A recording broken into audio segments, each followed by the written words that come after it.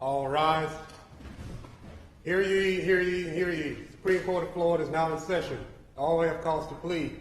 Draw near. Give attention. You shall be heard. God save these United States, the great state of Florida, and his honorable court.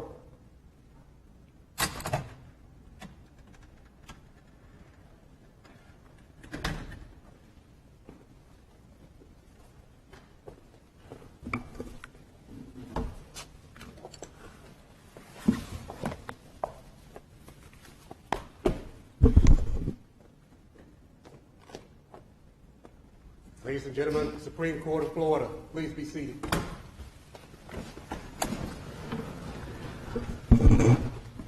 Good morning. Welcome to the Florida Supreme Court. We'll start today with case number 21-651, City of Tallahassee versus Florida PBA.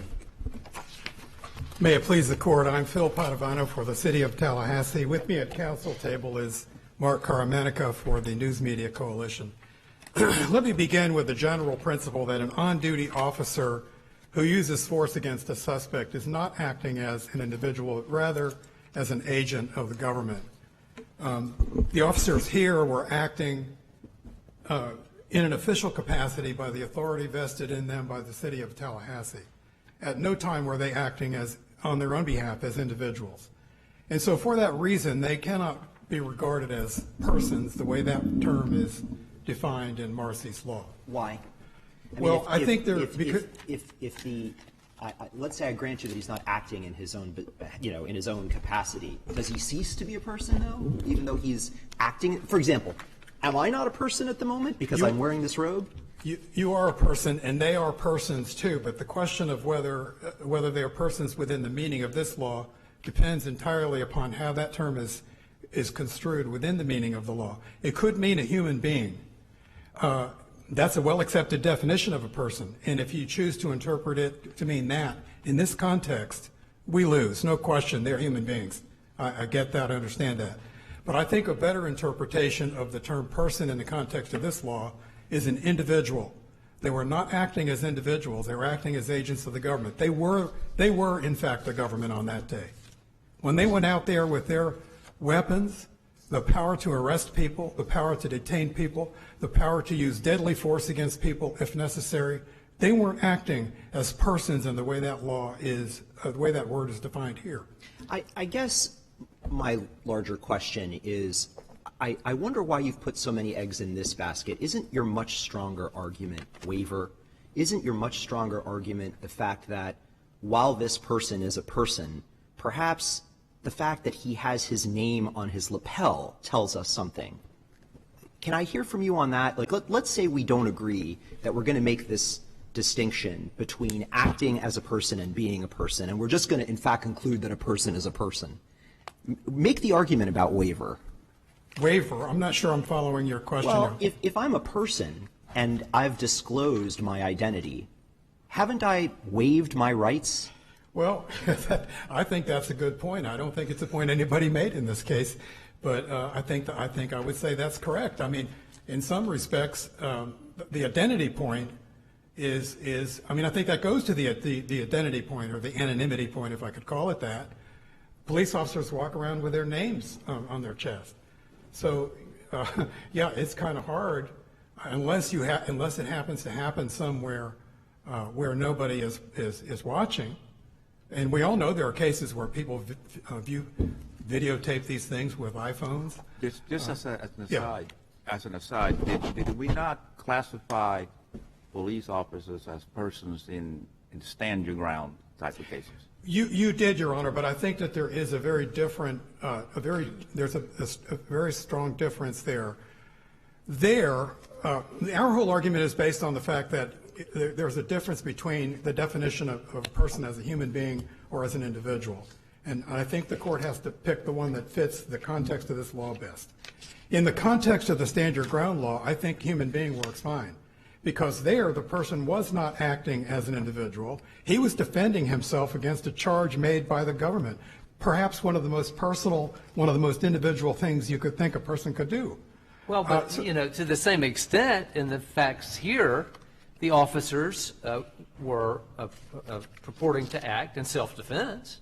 Isn't that correct? And that the whole, the factual context here, so I'm a little struggling to see how this is so dramatically different, Well, there are... given that underlying commonality in Let what me the say officers were actually doing. Let me say in answer to your question that there are similarities. I concede that, but I think there is a huge difference between defending yourself against an action taken by the government and actually using the authority that you have as a police officer to affirmatively do something. These officers filed a declaratory. They initiated the action. Let me make one other point about that, Justice Kennedy, that I think is important. And our whole case here is about context. If there's nothing in the stand your ground law that would prevent the court from saying that we're going to look at this as, we're going to treat this person as a human being and not as an individual. Whereas in the Marcy's law, you would have to contravene a whole lot of things in Marcy's law to use the human being definition. You would have to go directly against the purpose. You would have to make almost every one of the provisions in Marcy's law meaningless. You would end up with a decision. You'd end up with an opinion that could be read to say essentially that Marcy's law was enacted for the purpose of protecting the police. It was not. Counsel, I mean, that's an overstatement. Is the position of, is the consequence of your position on the victim issue that the widow or widower of an officer killed in the line of duty would not get any of the benefits of next of kin, that all of the panoply of victims' rights to be present, to be heard, et cetera, et cetera? I mean, is there any way that we could treat that any differently than what you're arguing here? Well, I don't think any of that makes any sense in the context of a police officer. A police officer, if you look at the panoply of rights. So the widow of an officer killed in the line of duty is different from the widow of a non-police officer victim? No, there are admittedly some rights that could be exercised here. But only because that person would fit, that widow or widower would fit the definition of a victim. Right. So I don't see how you could include them and exclude the officer. Well, I think because the text of Marcy's law simply doesn't support that. If you look, for example, at A3, it gives the victim the right within the judicial process to be reasonably protected from the accused. So we're really going to say that police officers, they're the ones who protect us from the accused. It doesn't make any sense. And in the very next sentence it says, however, nothing contained herein is intended to create a special relationship between the crime victim and any law enforcement agency. Well, here, Marcy's law, the text of Marcy's law, is setting up a distinction between law enforcement and victims. Now, I don't know how you could be both and read that sentence fairly. Counsel, could you address why you think you should win on your third argument? The third argument. Now, this was touched on briefly on a point, an aspect of it related to it that wasn't actually raised, but on things that's actually been argued. Why do you think you should win under your third argument? Well, Marcy's law, excuse me, of course, we begin with a proposition that there's nothing that explicitly says that a victim can remain anonymous, and I think you have to consider that against the backdrop of the existing law. The Public Records Law, Chapter 112, provides that police officers' addresses and phone numbers and other identifying information is confidential, it's not public. But their names are public. And so against that backdrop, we have Marcy's law, which, I mean, and there's so many other instances in the law. The First District was kind enough to outline a number of them, where there are specific statements that a victim's or that a person's identity is protected. I don't have to look any further than, for example, juvenile court proceedings. We have a rule that says you don't give the name of a juvenile offender. So I guess the question would be, how hard would it have been to do that if that's what was intended? I don't think that's what was intended. But I think, isn't there a difference, though, between statutes that specifically list out things that are exempt, like name, address, social security number, et cetera, versus this text, which instead of listing specific things, just describes a category of things. I mean, do you agree that if we don't agree with your sort of background law position and we just look at the category of things that could be used to locate someone, wouldn't a name fit within that? I think a name could be used as a way of locating someone. I do. So it wouldn't be plausible to exclude a name from that category. But of course, now we're getting into an interpretive argument that the respondents want to avoid on the first point. I mean, we either are going to do this as a strict constructionist or as a textualist. So I guess what I'm saying at some point, my argument on the third point, there really are difference between those arguments, I think, on both sides. But could you elaborate on that? What's the strict constructionist? What could you explain? Well, I think what I mean by that is I think a strict constructionist would be okay with the term person, meaning anybody who happens to be human, because after all it says that, and we don't really need to look at the context.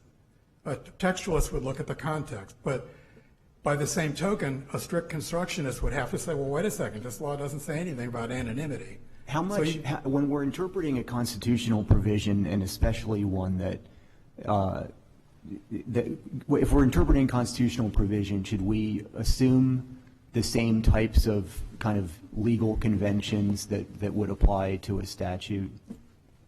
Should it matter? Generally, I think that's true. Yes, I do. If the court doesn't mind, I'd like to spend a few minutes that I have on the second point, which is the need for a neutral determination of victimhood. And this particular point, I think, could end up to be a disaster if we don't get it right.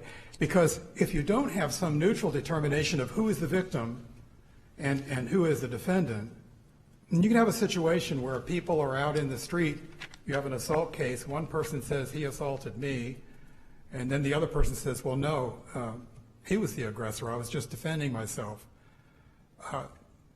Do they both get to claim that they were victims? I mean, I think that throughout the text of this, throughout the whole thing, there's this thread that there has to be a proceeding. It starts in the very beginning to achieve justice and ensure a meaningful role throughout the criminal and juvenile justice systems. And ensure that crime victims' rights are respected in a manner no less vigorous than those of the defendant. Well, the defendant's rights all have to do with a proceeding. The enforcement mechanism for Marcy's law in subsection 11C, the victim may seek enforcement rights in any trial or appellate court before any other authority with jurisdiction over the case. That sentence implies to me that there has to be some sort of a proceeding in which you can actually claim that somebody has said that you were the victim and somebody else is, in fact, the defendant. What do we make then of the statement that the right attaches at the time of victimization, the express provision of that? I'm sorry, sir. What do we make then of the express provision that the right attaches at the time of victimization? Well, I don't think that's determinative because I think there's a difference between the time when a right accrues and the time when it may be enforced. There are lots of rights that accrue before they can be enforced. So then you would concede that the right has accrued? Yes, assuming that somebody subsequently determines that that person is a victim. I would also point out that this court's rules under Marcy's law, every single one of them, if you'll take a look at them again, assumes the existence of a proceeding. I think the court had it right there. The court had in mind that this isn't going to be something that's going to be litigated in the streets. It's going to be something that is ironed out in court. Because our rules deal with proceedings. I'm sorry? Our rules deal with proceedings. Right. I mean, that's just inherent in what we're dealing with. Right. We're going to be dealing with proceedings. Well, correct? Right. I understand that. But all I'm saying is it's consistent with all of these other provisions in Marcy's law about the need for a proceeding. I don't think we can have a situation where people can self-declare as victims. There are a lot of times when there might be a criminal act and not yet shown that there's intent. Maybe the crime isn't yet ripe enough to have been known as a crime. I mean, how do we know who the victim is at that point? Maybe, we've used examples in the brief about something that may be a civil case until it ripens into a crime. Why don't we focus on the facts of this case? Is it Yes. the city's position that the officers in this case were not victims at the time they were assaulted? Well, first of all, I think they were not victims because they were not persons by any fair reading of Marcy's law. So I answer to that, no, they were not victims. But if I take the assumption of your question, we do concede that they acted properly. We do concede that they were threatened.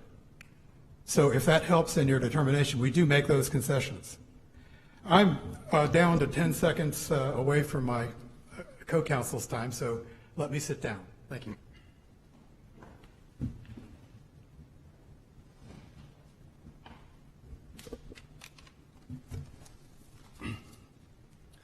Good morning. May it please the court. Mark Karamanek of Thomas and LaCicero for the news media parties in this case. I want to start by following up on 2 points. I know there's been some discussion about whether identities are protected under Marcy's law, and I think 2 points to make here are in the Constitution when identities are to be protected and held confidential, the one constitutional provision we've been able to identify was clear about that. And that provision relating to the identities of medical marijuana patients made clear that identities were protected. So when the Constitution wants to protect identities, it does it explicitly and it's clear. And again, as my colleague mentioned, context matters in this case. And when we're talking about criminal proceedings and the criminal process, the identity of a victim is inevitably going to come out during that process as it flows through, because the defendant has a right to confront their accusers. So it makes sense that identities that's true in some cases, but if the perpetrator of a crime is deceased, then that wouldn't be true in those circumstances, would it? Well, and that's the part of the irony in this case is that we have a situation where your alleged victimizer is deceased and presents no threat to you anymore, and so much of what Marcy's law is designed to protect simply falls away, and it results in someone in this case where you take offensive action and actually kill your alleged victimizer, then it would result in perpetual anonymity, and that in our view would simply turn Marcy's law and the policy reasons that are baked into the law as to why it's there just simply on its head. Those are the sort of absurd results that we think canons of construction counsel this court to rule in a manner that avoids that.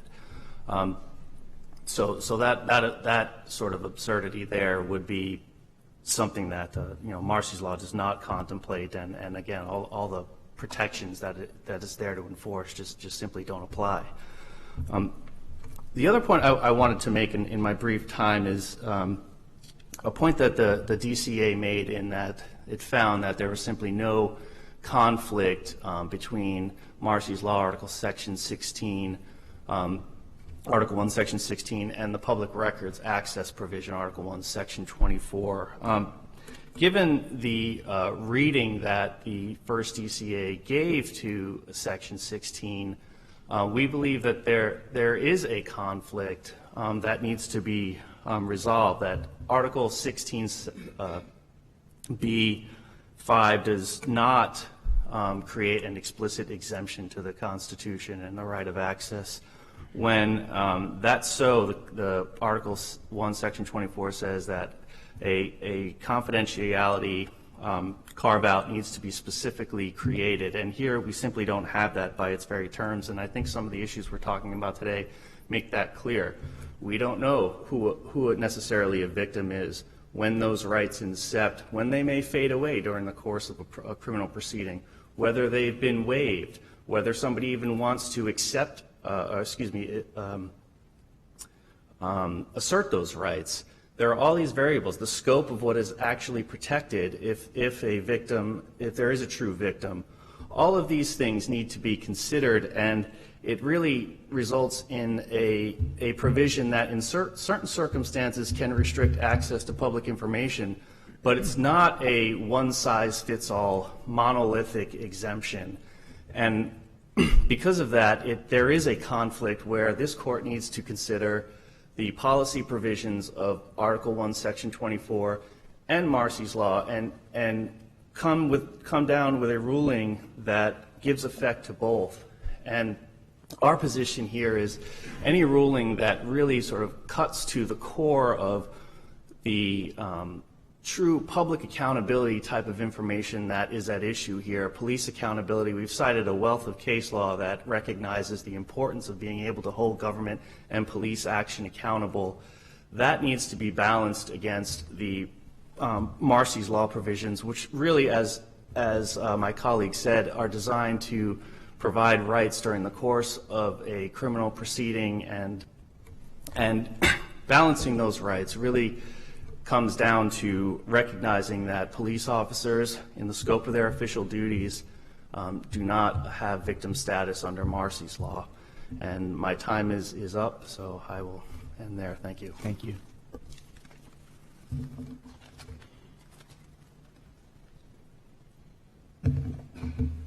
Good morning, and may it please the court. My name is Luke Newman, and I represent the respondents. My individual clients are people. They are police officers. In two separate incidents, both men were attacked, essentially unprovoked, with homicidal violence. Both of my clients responded with force. They both shot and they both killed their attackers. Each then affirmatively opted into the protections of Marcy's Law. Now, my colleagues on the other side say that they're not people, and as that term is used in Marcy's Law, and that they don't get the protections that the law affords. The reason they say this is because the term person does not include a police officer. And as we touched on earlier, Justice Curiel, they might not be that specific. It might not include any public official who's working in the course of his or her duties. My clients have suggested a non-specific carve-out in the language of the Florida Constitution. They've also accused my side, and my colleagues, of ignoring the context of the language. But the language says that it should apply to every victim. A victim is then defined as a person, which we've discussed, and then there's this long mouthful of a person threatened with physical harm or potential harm, and then there's an or, and then we get an easier to handle victimization definition. It says a person against whom the crime is committed. No carve-out, as suggested by my colleagues, exists in the language. This is a request for an after-the-fact ad hoc exception. It's a claim as to lawmakers' unenacted desires in a matter that's not covered, like the exception. I'm sorry to interrupt you. Sir. I think the two issues that are most important are the triggering event issue and then the anonymity issue. Could you focus first on the triggering event issue? Sure. I'll talk Can about I ask you something specific about anything. that? Yes, So sir. obviously the strongest point on your side is the rights attaching at the point of victimization. But I think the other side has a lot of good points about the fact that the overall context of this provision implies that there's going to be some sort of criminal proceeding underway. And specifically, in subsection D, it says the provisions of this section apply throughout criminal and juvenile justice processes. So could you help us understand how someone, this triggering event issue, and how someone even can sort of, for purposes of this, can sort of become kind of designated as a victim? Sure. Let me start with the last part. Obviously, the language says it begins at the time of victimization. So a suggestion that there needs to be some other kind of triggering event later on, it would necessarily have to be later, right? I mean, they're saying there has to be a neutral determination, things of that nature. By definition, wouldn't that have to be later in time? So I don't think there's any way to give a fair reading to at the time of his or her victimization with the idea that they've suggested, which is that there's some necessarily later point in time where it actually kicks in. Does that answer that portion of the question? Well, I mean, I understand the problem. The interpretive problem that we have is how to make sense of this thing in its entirety. there's some aspects of this that are kind of unorthodox from a sort of, from what you would, in terms of how the provisions interact. It's things you see in a legal document. We have to kind of make sense of the whole thing. And it seems like a lot of this does assume, the sort of the symmetry between defendants and victims and the nature of most of the rights that are involved here. It does assume that it's taking place in the context of a criminal proceeding. Obviously, there is the rights attaching to victimization. I'm asking you to help us kind of make sense of all that. Because, do you agree that could it just be someone sort of declaring them, they've suffered some kind of harm or something has been done to them, which is different from the concept of a crime, right? So the whole concept of a crime kind of implies that you're already sort of in the realm of, some sort of determination by a government authority that a legal test has been made. So do you agree that people can't just sort of declare themselves quote unquote crime victims? Generally, I think that's fair. So then there has to be something, right? So what is it? Well, if there's a dispute about somebody's crime victim status, and this happened in this case, the text of Marcy's law allows for that individual to go to any court, trial or appellate, and pursue their rights in any court. So where it's disputed, I don't think somebody can wake up and walk into his or her driveway and say, you know what, I'm a crime victim. But I think if there's a dispute about somebody's status as a crime victim, the text allows that individual to go into any court and make his or her claim. And then let me back up. I just want to back up a little bit to the first part of your question. If we're going to read, as is suggested, this language is requiring some later triggering event, our position has always been that that would create absurd results, and that it would, instead of protecting every victim, it would carve out individuals such as my individual clients in this case, whose where the offenses were committed by an offender who dies during his or her apprehension. So then we create this arbitrary kind of indexing of victims where, well, you get these rights now because the person who victimized you is alive and was, identified or arrested or whatever. The triggering event suggested by my colleagues is pretty nonspecific. And then somebody else who's victimized by an individual who, say, commits suicide, maybe contemporaneously with the offense, or then dies during apprehension or in some other circumstance. Well, you don't really get these because there's not a triggering event. I know it says at the time of your victimization, but we don't have this other triggering event that's necessarily later. So that's kind of the two-pronged response to that argument by my colleagues. Also, obviously, going back, because we've been, throughout the pendency of this case, we've been accused of not heeding the context. It goes back and it contradicts what the text specifically says, which is it applies to every victim. Does that handle that fairly, sir? And then I think you brought up another issue that was the anonymity point. Which, sure. That's obviously, because really the anonymity issue isn't about police. That's to the extent that this issue arises, we're being asked to say something that would affect all victims. Right, that's correct. And so what we've relied on throughout the pendency of this, the whole controversy, has been that the broad net that the language throws covers anonymity. And what the language tells us is that the victim has the right to prevent the disclosure of information or records that could be used to locate or harass him or her, or which could disclose confidential or privileged information.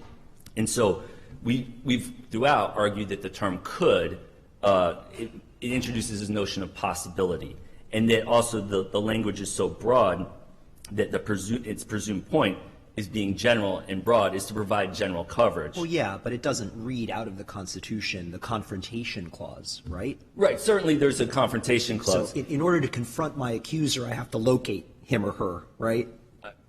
The confrontation clause, right. If you're a criminal defendant, right. The accuser, you have a confrontation right, absolutely. Okay, so if we understand that the confrontation clause is a meaningful check on this language in Marcy's law, doesn't that preclude the argument that the victim's identity can forever be sealed away? Doesn't the confrontation clause act as a safeguard against the bottomless pit of anonymity that you seem to be arguing for in the breadth of that language? In a criminal trial, we're talking about? For example. Yeah, absolutely. Absolutely. I don't think you can have an anonymous victim in a criminal trial. Now, I don't concede, though, and we're not here on a criminal procedure issue, okay, but I don't concede necessarily that doesn't mean that the judge might close a courtroom. I mean, they do it with child sex crimes all the time.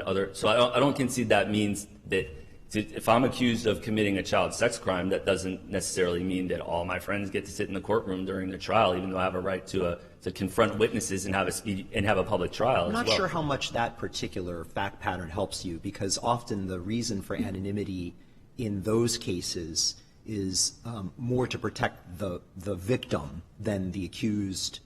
And here you don't really have the same fact pattern, right? It's not a great analogy. No, we're off the fact pattern. I just want to make sure that when I'm saying I agree with that your confrontation rights still exist despite the existence of Marcy's law, that I'm not conceding then if we get into an actual criminal trial later, that I'm not conceding anything in that vein. A related point is the one I was discussing with your friend on the other side, which is what about waiver? What about the fact that a police officer, generally speaking, as part of his or her mission, is identified publicly, wears his or her name on a badge, in fact, regularly in the line of duty identifies him or herself.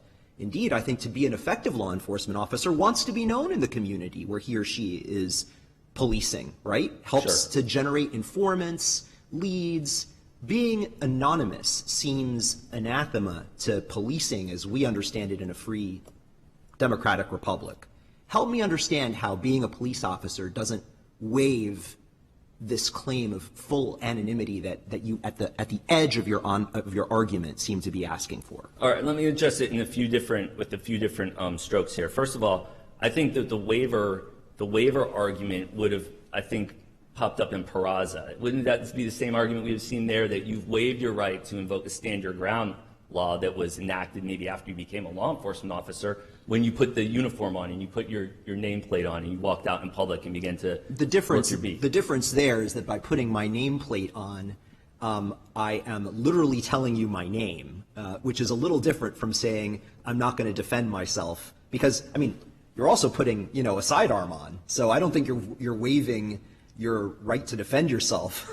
It's much more the fact that I'm openly, and like it says Smith on Officer Smith's lapel. What do we do about that? Let me take you back to the timing issue that we were discussing earlier. Then we talked about the rights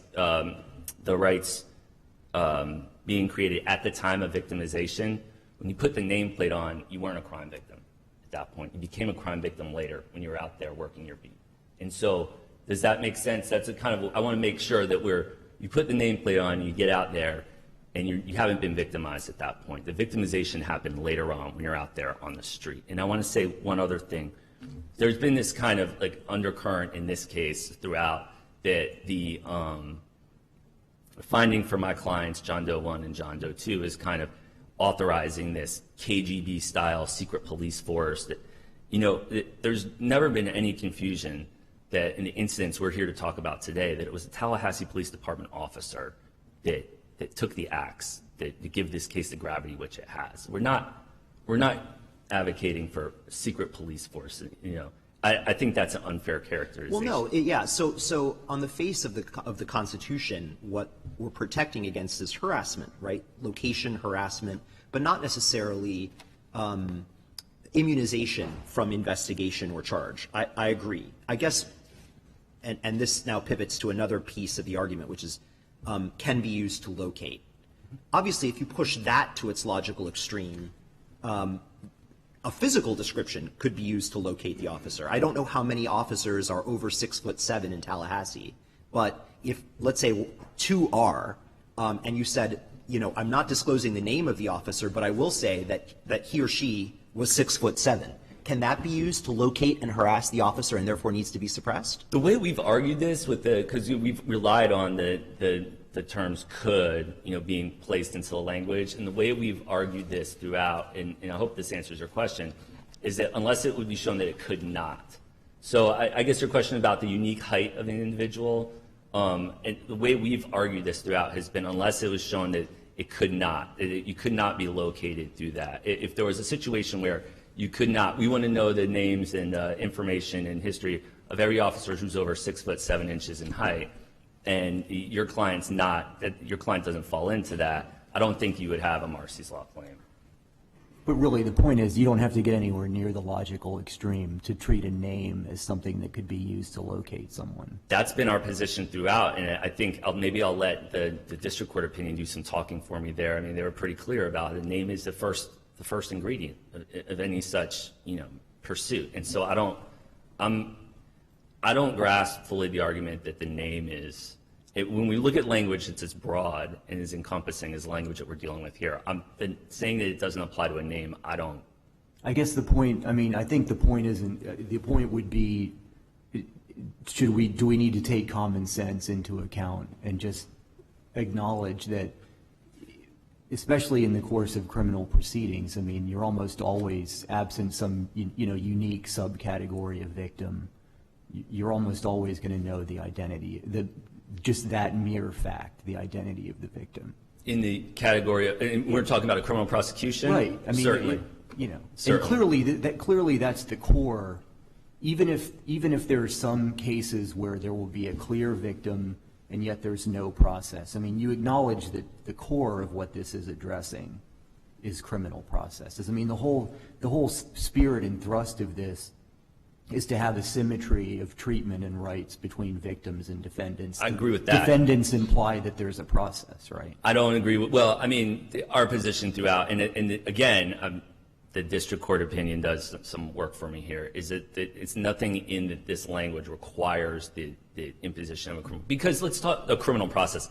Because let's talk about, we go back to an individual who's victimized by somebody who isn't apprehended through the victimizer's death. There's no criminal process. Are we going to say, oh, you're carved out of every, and we're not going to provide you these protections because the person who victimized you happened to be killed before he could be apprehended? I mean, I don't know how you can read every and then say all these rights apply, and say except you people, because you people had the misfortune of being victimized by somebody who then committed suicide or got killed or died otherwise prior to being apprehended and effectively prosecuted. Well, but the other side of that is, I think what you're saying on your identity point is that, well, if you end up if you're a victim and you end up going through the criminal process, criminal proceedings, you're not going to get your identity protected. But if you happen to be a victim where the victimizer is gone and therefore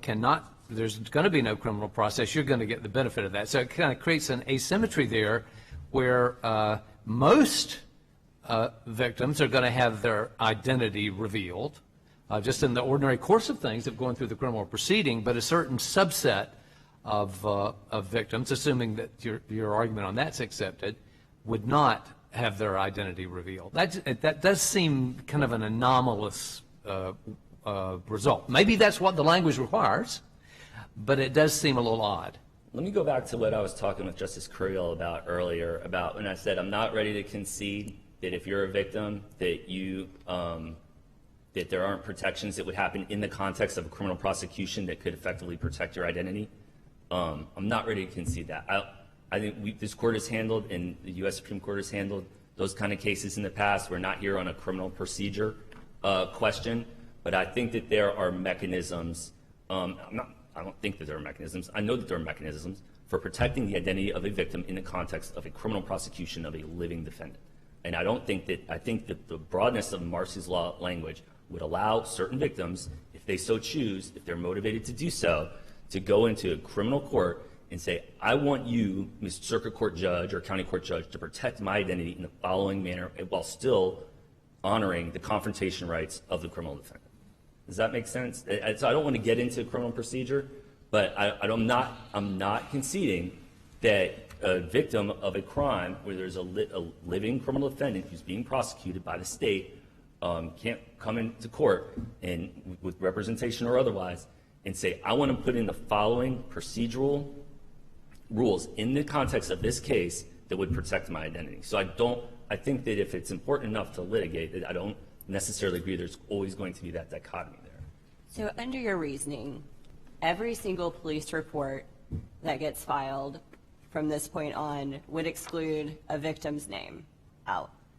If the victim requested? Yes. So the victim requests after victimization, before the report is the what? officer is filling out a police report for, a purse snatching, for, carjacking, whatever the case is.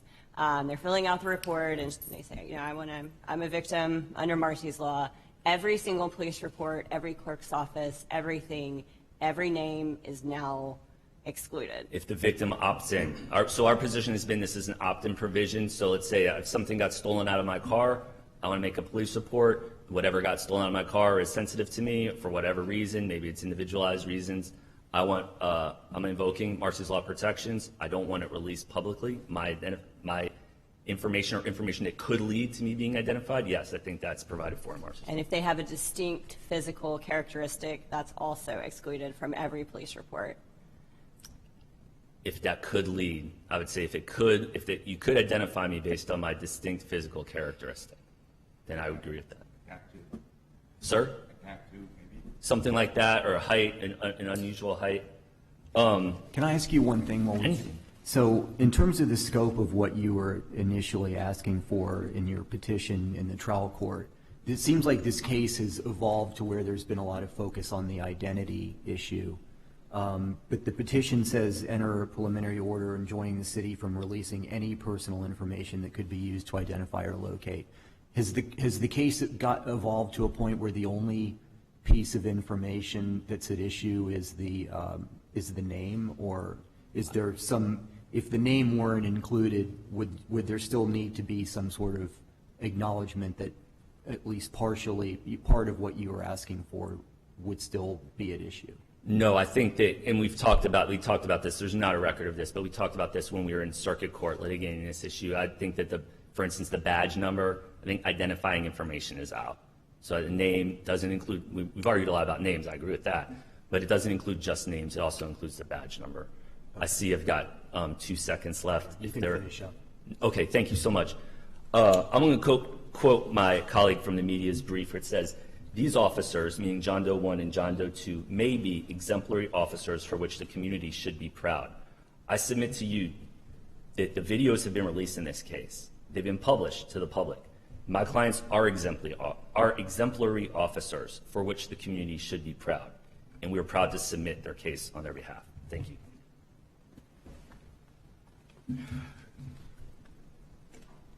Is that 3 seconds? You're supposed to have 5 minutes. You can have 3 minutes. Oh, thank you. Let me just say, first, let me agree with Mr. Newman on that point. We certainly are proud of the officers. The case is not about them. It's about a much broader principle, I think. Justice Muniz, to go to a point that you made about the need for a proceeding, one thing I neglected to say is in 11C, it actually says seeking enforcement of the rights in a trial or appellate court. And then it says, or any other authority with jurisdiction over the case. Now, what that tells me in plain English is that there must be a case of some sort, whether it's somebody files an arrest warrant and starts for a bail hearing. Something's got to happen somewhere. Well, yes, but earlier you conceded. Let's finish that sentence. Yeah. There has to be a case in order for the right to be exercised. But you've conceded that the right has already accrued. That's correct. Okay. I do agree with that. I firmly agree with that. If there is a right that can later come into being, then maybe that person can get restitution, all sorts of other things can occur. Let me say, counsel has characterized our argument as using substantive canons, going beyond the text, making policy arguments. That is not what we are arguing. Our argument is based on the text. And I don't think it's an unusual or incorrect argument to say that the term person can be construed in different ways. We know that the United States Supreme Court said that state officials are not persons within the meaning of Section 1983. Obviously, they're human beings. Can you direct us to a single constitutional precedent you want to own where a human being is deemed not a person for purposes of the law? That isn't a tort case. Oh. I'm just saying that the canon of cases that hold that a human being is not a person under any circumstance is probably not a canon of cases you want to own. Justice Carrillo, that's not my argument. A person can be a human being under many and most circumstances, but in some circumstances, and the Section 1983 case is Those are a good torts. example. Let's take torts off the table. Right. Any constitutional right given to persons that excludes any human being, cite a case for me that you want to be part of your brief on that. I submit to you there's no case that assigns a constitutional right to persons that you want to own that excludes some human beings. Do you concede that? Well, I don't know of one, but I do know that the courts have consistently, I mean, a corporation. Plessy. I'm sorry? Plessy. Yeah. Okay. All right. Well, let me just say that on your point about the anonymity, I think if you were to, I would commend you to the amicus briefs written by Sheriff Chitwood and Sheriff Galtieri. There's a lot in there about that, and they actually believe that this will make their job harder if police officers end up remaining anonymous. Thank you. Thank you.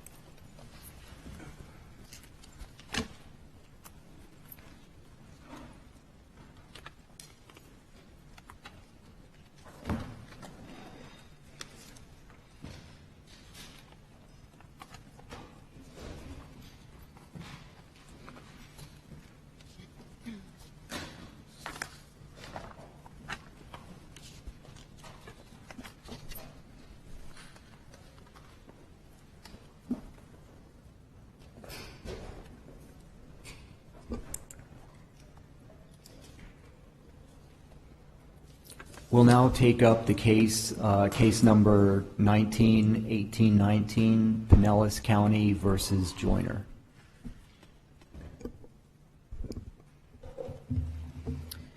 May it please the court. I'm Christy Pemberton on behalf of Pinellas County, a political subdivision of the state of Florida. With me today is my co-counsel, Don Kroll, who will be handling rebuttal, for which we would like to reserve 8 minutes. For over 100 years, this court has held to the principle that counties partake in the state's sovereign immunity. Immunity from ad valorem taxation is just one facet of that immunity. This court has recognized that sovereign immunity is derived from the separation of powers. The legislature has the power to waive sovereign immunity by general law. Waivers must be clear, express, unequivocal, and this court has previously declined to infer a waiver. The Second District Court of Appeals did not find that the legislature has waived immunity where a county such as Pinellas owns property in another Florida county, such as Pasco. And in fact, there is no such waiver. Maybe I've got waiver on the brain today, but is it your position that legislation is the sole, that it is exclusively the province of the legislature to waive sovereign immunity, and that no amount of executive action or inaction can ever constitute waiver of sovereign immunity? That is my understanding of the current case law, yes. And I would assert with regards to ownership of property from one county owning property in another county, the legislature has granted to counties the ability to use the delegated sovereign power of eminent domain to take property in another county. So they know that the county could own property in another county, and yet with that, they did not add a waiver of sovereign immunity from ad valorem taxation. Can you give me your best source for the concept that sovereign immunity extends beyond your boundaries? The For best instance, source. Florida owns property in Georgia. Native American reservation owns property outside of its boundaries. What is your best kind of historical, any reference for how that sovereign immunity extends? That specific issue has not been addressed by a Florida court, but if you go back to Kagan in the 1900s, that said that counties derive their immunity from the state, and then you look at your history of ad valorem tax law from Park and Shop, where a county had leased property for private use, and the government said, or the court said, nope, still immune, to Dickinson, where the city of Tallahassee was attempting to impose a fee on the state and the county and the school board. And the court said in 1975 in Dickinson that the state's immunity, and it was using state broadly to talk about the county, the school board, and the state, that the immunity from taxation was so well established that little elaboration was needed. When you look at the Florida Constitution... But that's never been in a context where you have county versus county and one county owning property in another county. It's just never come up. It has never been, this issue has never been litigated before. This has never really been a focus where you have these two subsidiary entities that have an element of sovereignty where they're in conflict. That's just not been addressed, has it? No, it has not, but... That's why we're here today. That is why we're here today. But the court has been very clear that the counties derive... We haven't been clear on that point because we haven't had to address it. But you've been very clear that the counties derive their sovereignty from the state. Yeah, all of them do. All of them do. But it's the state's sovereignty. But the state wouldn't have any sovereignty in Georgia, right? I mean, if we bought land in Georgia, we would pay taxes as a state. There is case law that does support that. And if Pinellas County owned land in Georgia, we would pay taxes on that as well. Sovereign immunity is not something that you carry with you no matter where you are. I mean, a foreign country buys property here, they're going to pay taxes. So why would a county going completely outside its bounds of jurisdiction be able to claim it simply because it's derived from the state? Let me divide that into several issues if you allow me to do so. One thing, and it's not addressed, I don't believe in either brief, the court in the certified question uses jurisdiction, but that's a little bit problematic. You know, as a county, we have certain jurisdictions countywide, but in municipalities, there are things which the county does not have jurisdiction over. So let's put it as geographic boundaries, which I think is pretty much how we have all talked about it. When you're looking at the case law that is cited by the property appraiser, we're talking about states that came together to form the United States, whereas the state of Florida was carved into counties. So they are different in that respect. Also, when you look at Florida Statute 76828, and if you'll excuse me for a minute. Thank you. The legislative waiver of sovereign immunity, that is a limited waiver of sovereign immunity for the state and the counties, and it's a grant of sovereign immunity for municipalities. But when you look at that, the analysis there for an employee, for example, was the employee acting within the course and scope of their employment at the time of the tort? And if they were, then the sovereign, the county, would be liable. That doesn't have any geographic boundaries. So until the ruling of the court below and their reasoning that said that Pinellas County can only have sovereign immunity where it's sovereign, there was no question that when I got in my car and drove up US 19 to come here, I had sovereign immunity.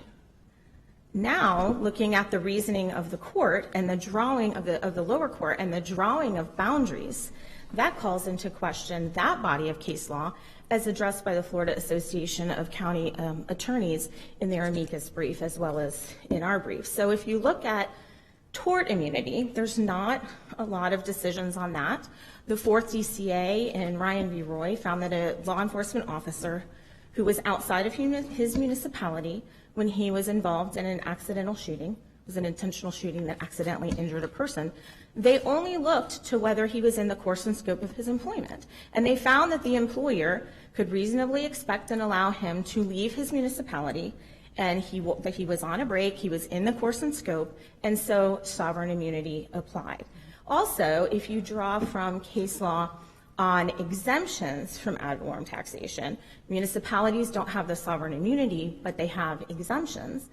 And this court previously found where the legislature had authorized, I believe it was the Orange County Utilities Commission, to site a power plant both within Orange County and in a neighboring county, that the property that was located in the neighboring county even though no electricity from that plant was provided to the neighboring county, was still had a tax That's based on a exemption. specific statutory exemption, correct? It is based on the exemptions for municipal purposes, and their authority to locate it there was statutory.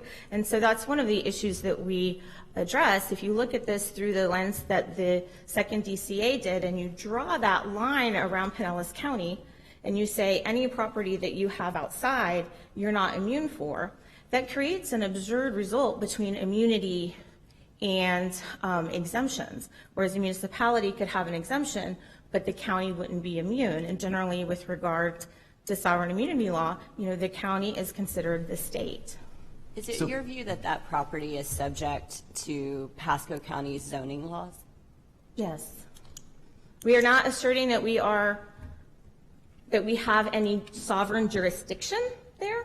We're not asserting that we have any sovereign power there, but because it is located within the state of Florida, we have the sovereign immunity of the state there, both from tort as we do statewide, as well as from ad valorem taxation. That would be our position. So obviously the court is going to try to do its best to make sense of these competing kind of background principles, but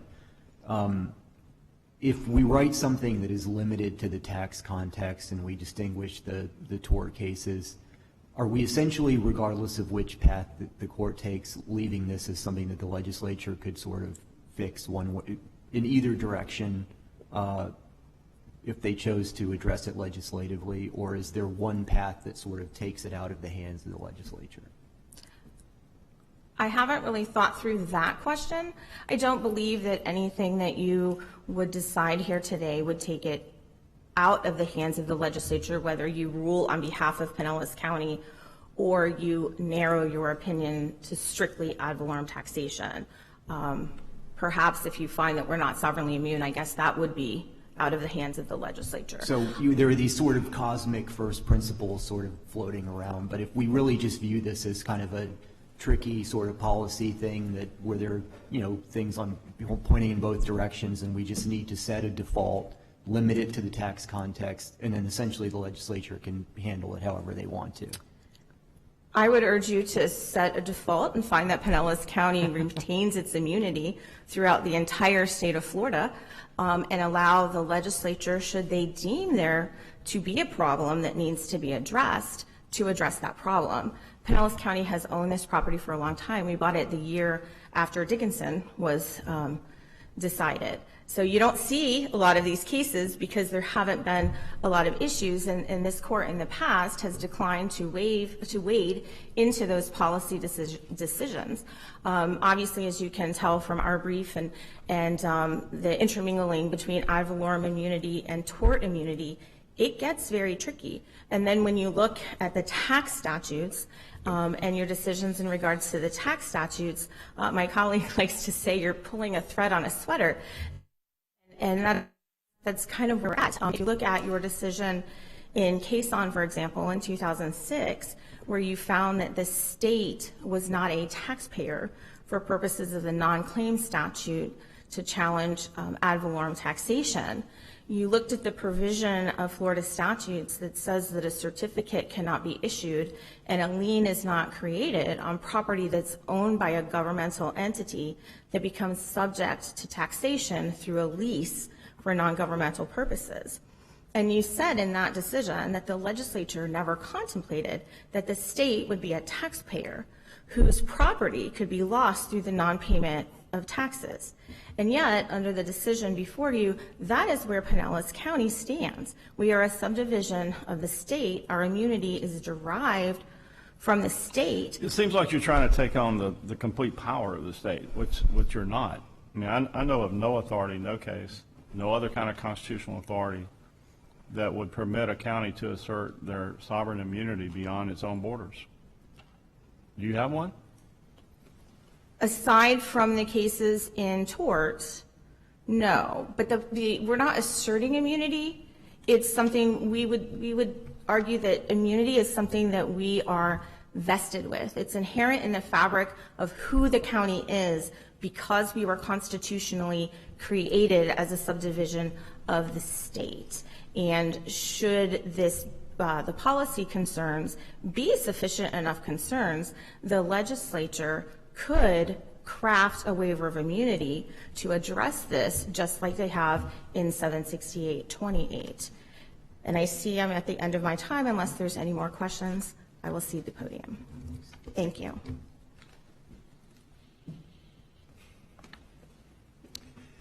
Thank you, Your Honors. May it please the Court. My name is Lauren Levy. With me today at council table is Sidney Rodkey, and we represent the current Pasco County property appraiser, Mike Wells, Jr. This is, very admittedly, a unique case, and it arises in an area that's fairly unique to itself, and that is property tax. Property tax is all I do. It's a very small niche, and in many respects, it is an intellectually intriguing case. Whenever you have a case that you don't have anything directly on point, and you try to decide how do I put the pieces together to make the most sense of the constitutional boundaries that we have, I think it's always interesting and intriguing for the practitioner. I wanted to start with, council talked about the Kaysen case. That was simply a county attempting to tax the state. That is the parent-child immunity that we have and has been well established in the case law of this court.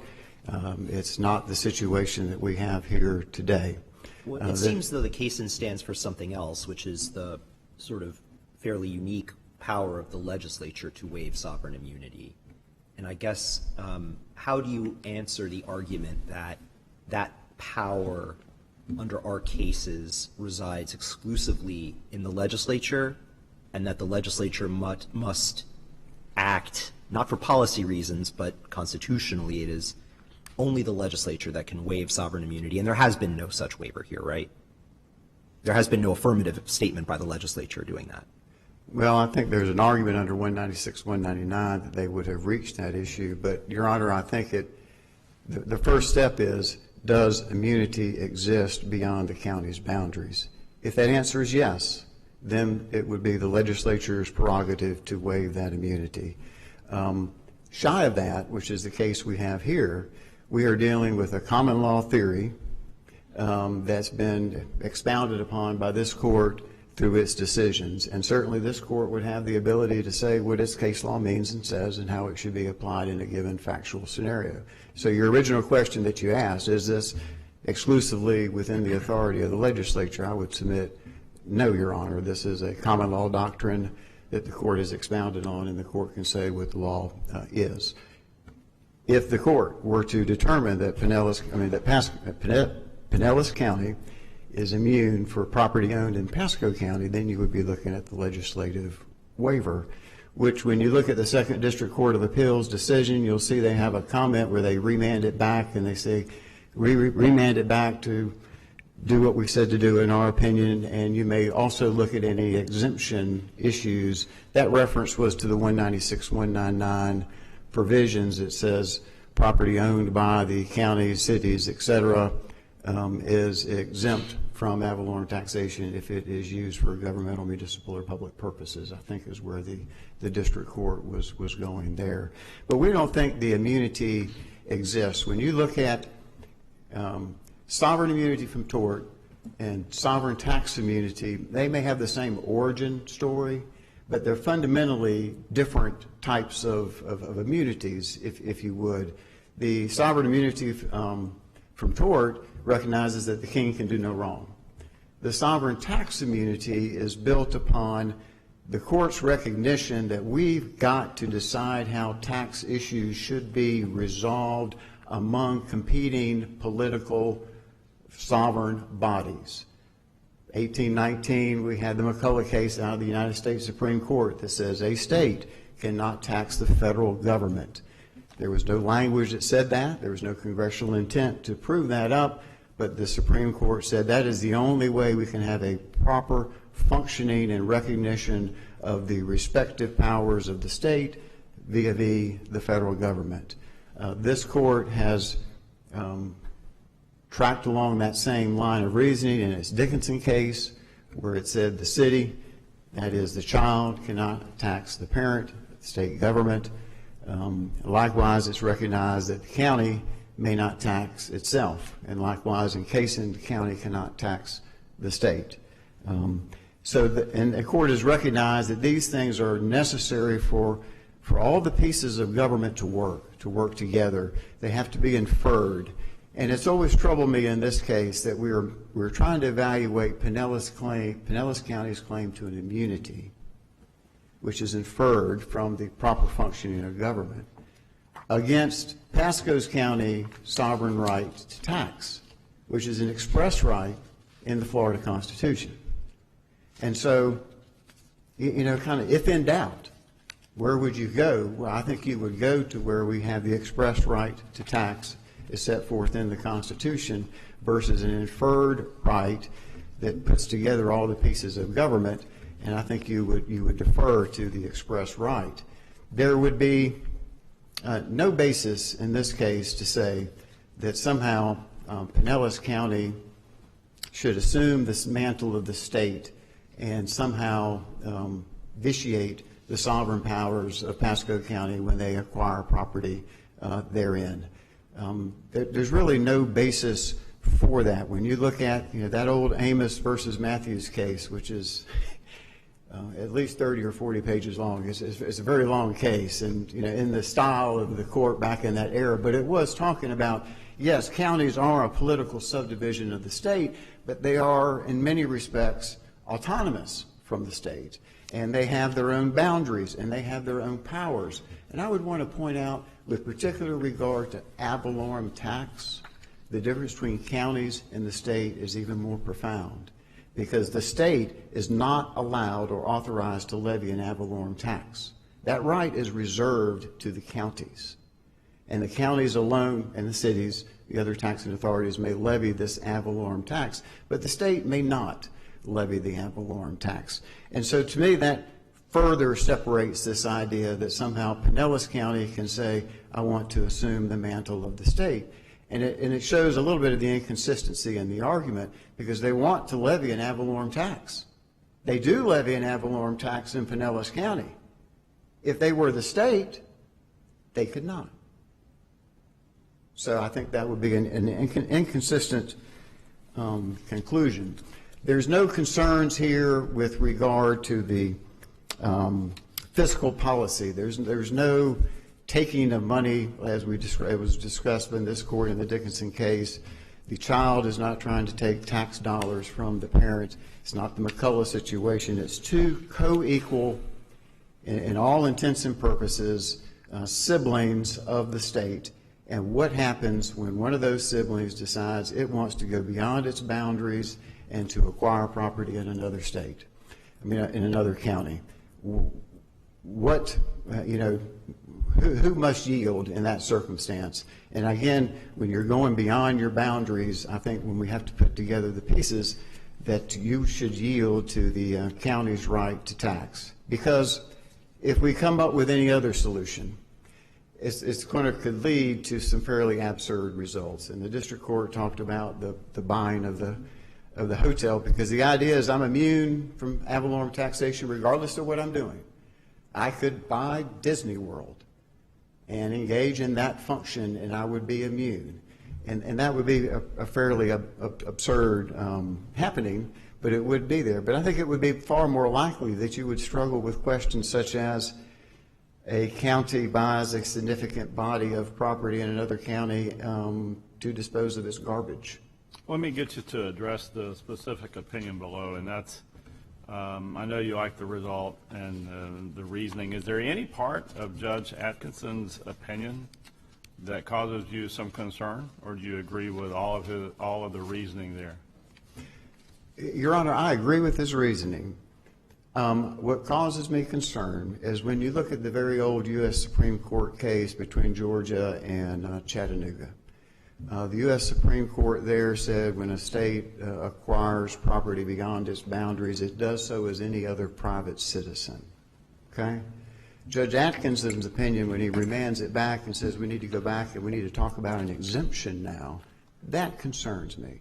Because I do think once the county acquires property outside of its boundaries, the closest case law we have is that it does so as any other private person. I mean, that thread, if you would, runs through the Indian country cases.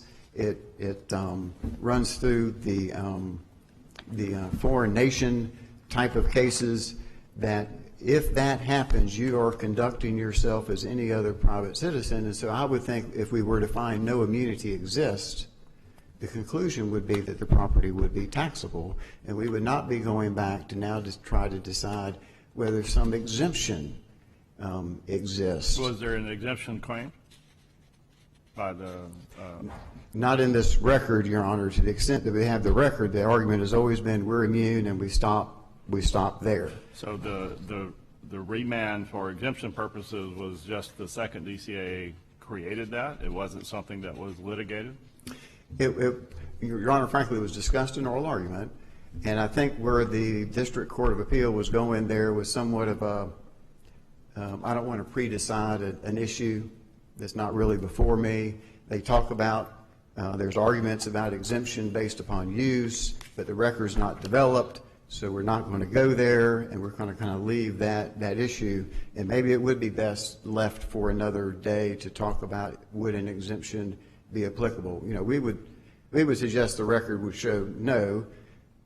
Pinellas County owns 12,000 plus acres, and like many other large landowners in Florida, a property like this, they're using it for agricultural pursuits.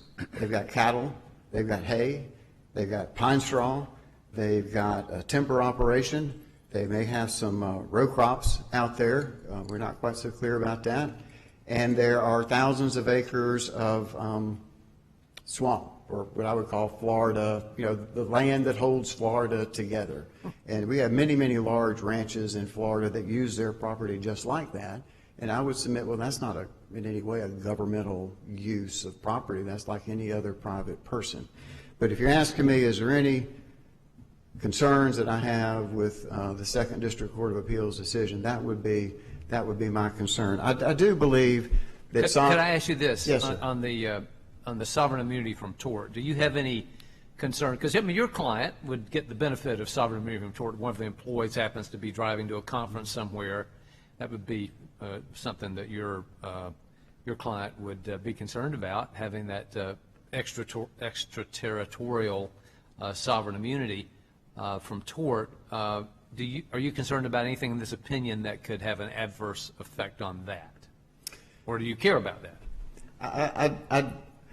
I'm a believer that courts should decide the case in front of them, and if the issue is not in front of them, it should be decided in another case. And if you well, but I think correctly, the issue here, the point here that the amicus brief makes is that they don't want us to decide the issue here and say something that is going to have unintended implications for another area of the law. And you would agree that that's not an illegitimate concern.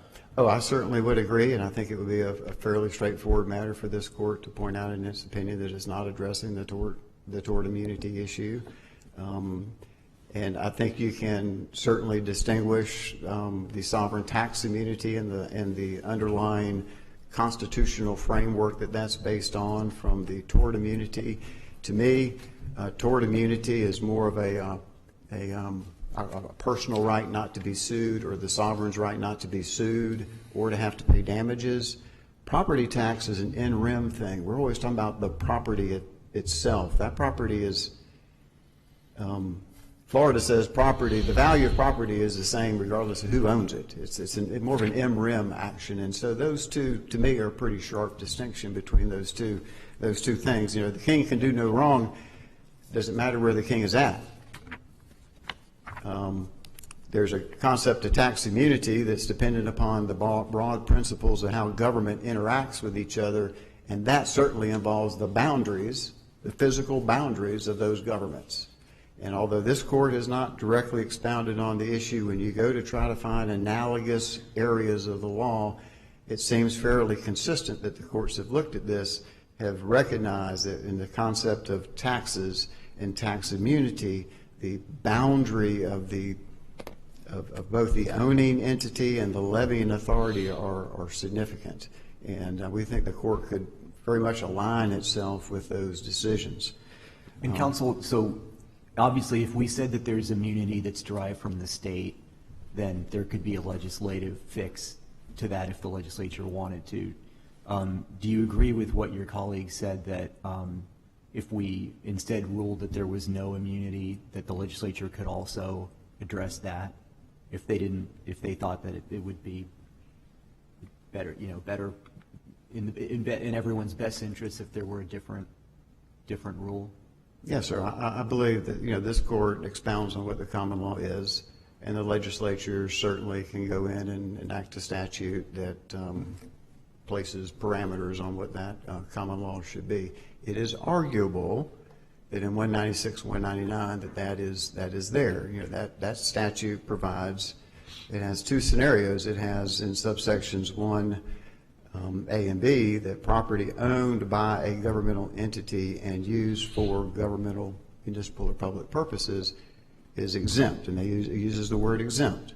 And then there's subsection 2 that says property owned by government entities, and it includes the state, political subdivisions, municipalities, which is leased to non-governmental operators for uses other than governmental purposes shall be taxable. And there's a long body of case law from this court, beginning with Williams versus Jones, as to how we got there with all those provisions. It's arguable that may be there, and that kind of goes back to the second district court of where are we at now? What should we be focusing on when we get back to the circuit court? I would submit that we'd be focusing on the ultimate use of the property. But I do believe that it would be most consistent with the other decisions that we have out there, that the finding would be that Pinellas County, when it acquires property outside of its county boundaries, would be considered to have acquired the property as any other private person, and there wouldn't be an exemption, but it could be an issue for another day.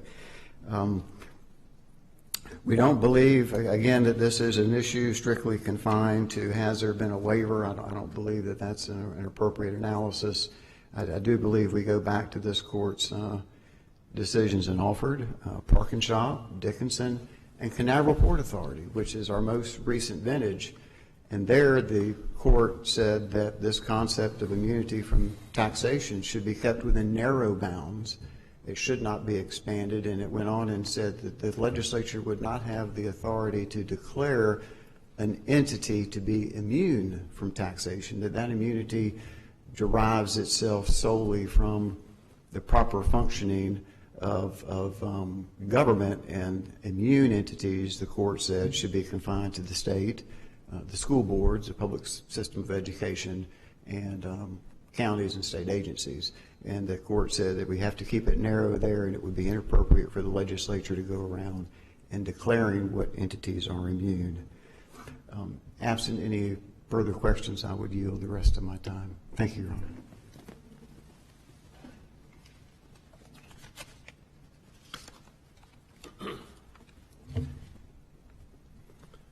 Good morning. May it please the court. Excuse me. My name is Don Kroll, and I'm here on behalf of Pinellas County. Let me start with Pan Am Tobacco. In Florida, sovereign immunity is the rule, not the exception. Now, Justice Kennedy, you pointed out that there's no case on all fours in the state of Florida. We concede that. But the jurisprudence of this case, of this court and the Florida courts since Kagan in 1916 have repeatedly said that a county shares the state's immunity. It's just some piece of the state's immunity. It doesn't say within the county's boundaries. And then it went so far in Parkinshop and Dickinson to talk specifically about that sovereign immunity as applied to taxation. Now, my colleague was also talking about Canaveral Port Authority. Well, port authorities are not constitutionally recognized, as counties are, as being part of the state. That was the distinction there. But Canaveral went into the great detail about the history of that state's sovereign immunity and how it has applied. Justice Groshans, you asked about Florida versus Georgia distinction. These cases outside of the state of Florida that are dealing with state versus state, principles of federalism, where the states granted power to the federal government, not the other way around, and these cases involving foreign nations, Indian tribes, that deal with treaties and federal statutory schema that are not at play in the state of Florida, are simply not in any way analogous to be able to draw principles about what the long-standing internal Florida jurisprudence is. We believe that to the extent that the hypotheticals that were presented at the Second District Court of Appeals that appeared to sway them are best suited for legislative action. Public policy is a place for the legislature to hear from all of the facets of the citizenry, not just those that are appearing in a court case and having decided their case or controversy before the court, but going through legislative session and committees and hearing all the different pieces and understanding the thread that may be pulled on the sweater as downstream effect on unintended consequences for other types of sovereign immunity. We believe 768-28, again, supporting the concept, doesn't define geographic boundaries. Now, clearly it's bounded by the state's boundaries, but it does not further subdivide that protection. Now, Park and Shop is another good example about why we believe that the state's immunity is imbued in the counties. That case didn't involve the state. Again, that was about a county who leased property. But the court went on to look back at sovereign immunity and how counties are cloaked with the state's immunity over many decades at that point even, to say that the county property could not be taxed, not only by the county, but also by the city. And they talked about some policy considerations that my colleague points out in his brief about that are lost when you leave Pinellas goes into Pasco County. But there are other taxing authorities in play for which those policies or considerations are irrelevant as well. In fact, in the Park and Shop case, they said the city can't tax the county either. Well, those considerations about the government not taxing itself and the state not taxing itself, the state wasn't a party, wasn't a consideration. Those simply aren't at issue as they continue on. And then Dickinson recognizes again that the county shares the state's sovereign immunity from taxation. As to the zoning laws question that was asked, that distinction between jurisdiction and geography, we believe, is important.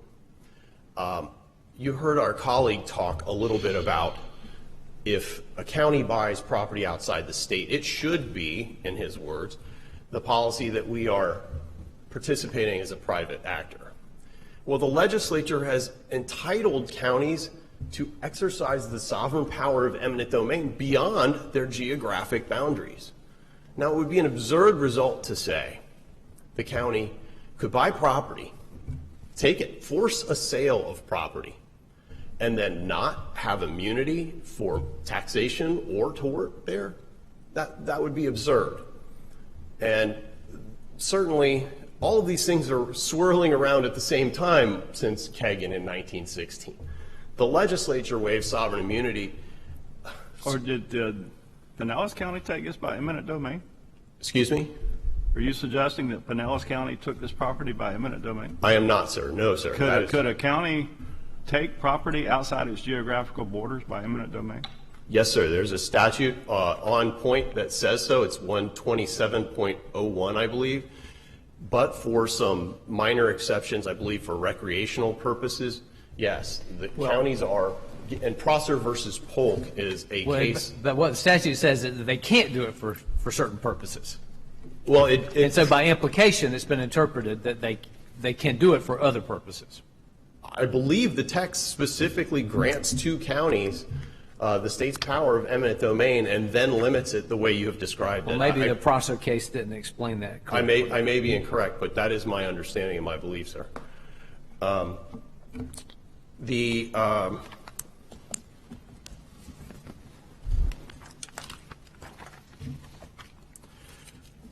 most importantly, we believe that this case comes down to the extent that there is an open question on where sovereign immunity applies beyond a county's borders within the state of Florida, that the policy considerations that are wrapped around that clearly need to be addressed only by the legislature, that it is best suited for the legislature, and sovereign immunity is a separation of powers issue, that should be addressed at the state legislative level and allowed to the extent there are problems that need to be addressed, be addressed. There was, by the way, we're talking about large pieces of property being owned by a sovereign in the boundaries of another sovereign. That happens all the time. The federal government, the state authorities own property. Within Pinellas County, there's a huge veterans hospital on the water. The fact that the county, Pinellas County, or if this court rules that we don't have immunity from taxation, that doesn't fix the policy considerations for Pasco County that are argued by my colleague, because again, there is not only one sovereign in any one place, there are often several. So the Second District Court of Appeals in the majority simply, we believe, was swayed by the policy questions that were brought forward by them. Justice Black's dissent was point on.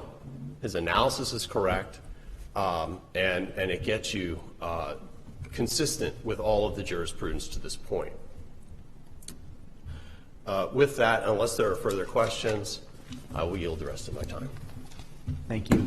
And we appreciate the professionalism and competence of the counsel on both sides, and we're adjourned. All rise.